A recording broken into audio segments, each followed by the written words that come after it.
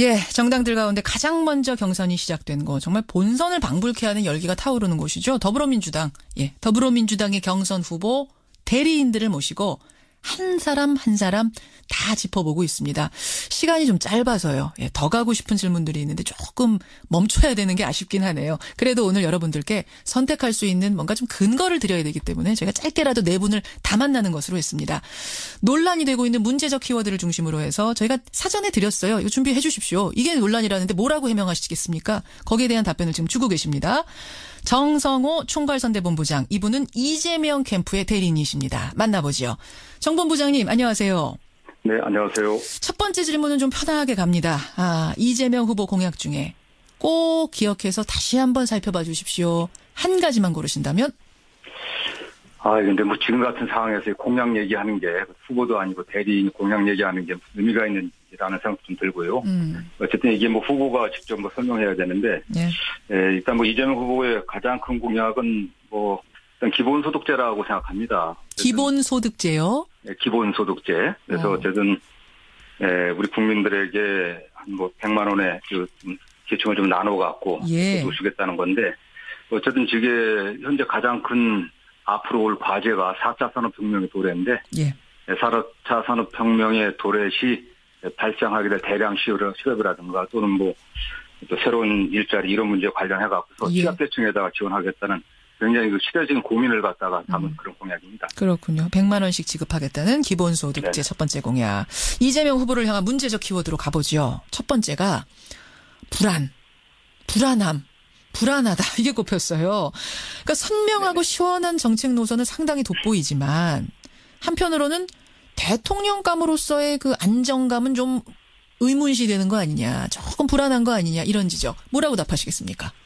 저는 그게 오히려 반대라고 생각합니다. 선명하기 때문에 선명하고 일관성 있고 한 그런 노선과 철학을 견제해 왔기 때문에 오히려 불안한 게 아니라 안정감을 주는 게 아닌가 생각합니다.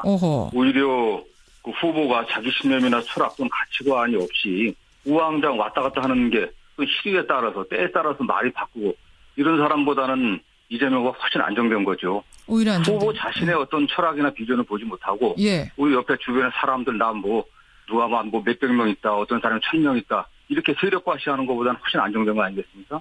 오히려 우리가 좀 불안한 게 후보 자신보다도 후보에는 많은 사람들, 박근혜 대통령도 그 본인보다는 그 측근의 그 비선 실세들, 그 호가호위하던 사람들, 그런 사람들 때문에 박 대통령이 더 악화된 거 아니겠습니까? 그렇기 때문에 오히려 이재명 후보가 누구보다도 선명하고 일관되고 한 가지 어떤 철학과 가치관을 견제해 왔기 때문에 더 안정감이 있다고 보고 있습니다. 오히려 안정감. 하나를 쭉 소신 있게 밀고 나가는 것이 안정감 있다. 네네. 근데 한쪽 진영의 국민들은 굉장히 열광하지만 또 다른 한쪽은 불편해한다면 결국은 반쪽 대통령 되는 거 아니냐. 어떤가요? 근데 그 이재명 후보가 그에 대해서 불안감을 갖는 분들은 이재명 후보의 어떤 주장하는 그 가치 때문이 아니겠습니까? 이재명 후보가 일관되게 부패를 척결하겠다. 특권을 갖다 폐지하겠다. 반칙이 없는 사회를 만들겠다. 또는 재벌체제 문제점을 갖다 해소하겠다. 이런 것 때문에 그런 체제에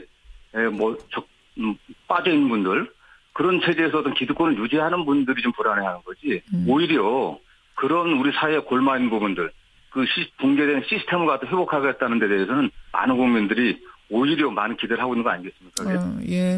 그렇게 답변을 주시는군요. 두 번째 키워드 가겠습니다. 두 번째 청취자들이 뽑은 문제적 키워드는 음주운전 전과예요. 이른바 사생활 논란. 특히 폭력에 대한 부분 이런 거는 저희한테 나와서 직접 설명을 하셨어요. 이재명 후보가. 폭력이 벌어질 수밖에 없었던 상황들에 대해 쭉 설명해 주셨는데 음주운전 같은 경우는 대통령 후보의 전과치고는 이건 너무한 거 아니냐. 뭐라고 답하시겠습니까? 이게 뭐 최근에 일어난 전과는 뭐 과거에 있었던 것은 어쨌든 잘못된 거죠. 그러나 이게 이제 굉장히 오래전에 젊었을 때 일어난 일입니다. 언제 일어난 거죠? 한 20년 이상 됐죠. 제가 알기로는. 그렇기 때문에 이 과거에 젊었을 때 본인의 그 과오에 대해서는 본인도 깊이 반성하고 사과했습니다. 어쨌든 이거에 대해서 뭐 변명의 여지가 없이 잘못된 거죠. 그러나 이게 굉장히 오래전에 있었던 일이고 그 이후에 뭐 동종의 전과가 반복된 건 아니라는 점 좀 말씀드리고 싶고요. 뭐 폭력이라든가 사생활 폭력 관련해서는 뭐 그 개인 비리라든가 또는 그런 사익을 추구하면서 생긴 게 아니라 어쨌든 본인이 공익적 목적을 실현하기 위해서 특히 뭐 실형정과 구속됐던 정과가 하나 있는데 예. 그분에 관련해서는 성남 시립의료원 설립하는 과정에서 또 시민운동하는 과정에서 본인이 어떤 시민의 목소리를 갖다 적극적으로 전달하다 생긴 그런 문제점들이죠. 네. 예, 예. 음주운전에 대해서는 사과한다. 젊은 시절에 실수다. 다시는 그런 일 없을 거다. 뭐 이렇게 정리하면 되는 겁니까? 예, 그렇습니다. 네. 착한 질문입니다. 이재명 하면 이걸로 기억해 주세요. 희망하는 키워드 한 가지 꼽으신다면? 역시 뭐 우리 시민들이 이제 사이다 이재명이라고 얘기했지 않습니까? 예, 예. 사이다라고 하는 것이 이재명이 국민들이 바라는 것은 우리 사회 그 부패 반칙 특권을 청산해달라는 거 아니겠습니까? 예. 그 목소리를 가장 직접적으로 대변해왔고 실천해왔습니다.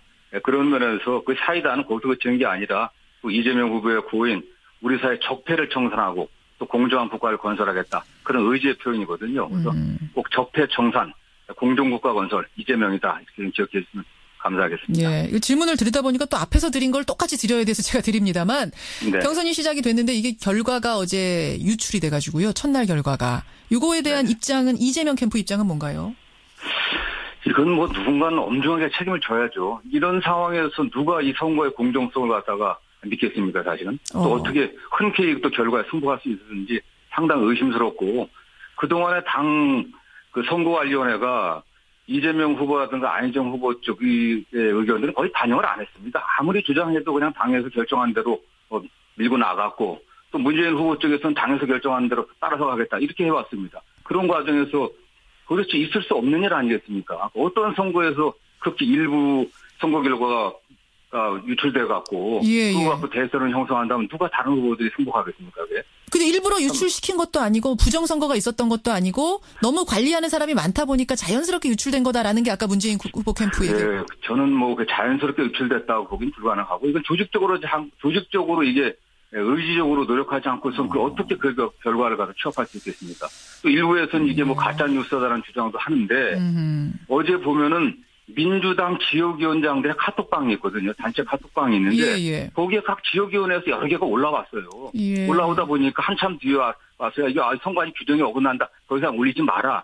이렇게 갖고 의원들 간에 위원장들 간에 갑론을박이 있었습니다. 이게. 예, 알겠습니다. 이미 각 지역에서 수집을 했다는 거거든요. 이거 조직적으로 이루어진 게 아니냐. 정식 문제 제기를 하시는 거네요. 여기까지 말씀 듣도록 하겠습니다. 정성호 본부장님 고맙습니다. 네, 감사합니다. 이재명 후보 캠프의 대리인은 총괄선대본부장 정성호 본부장이었습니다.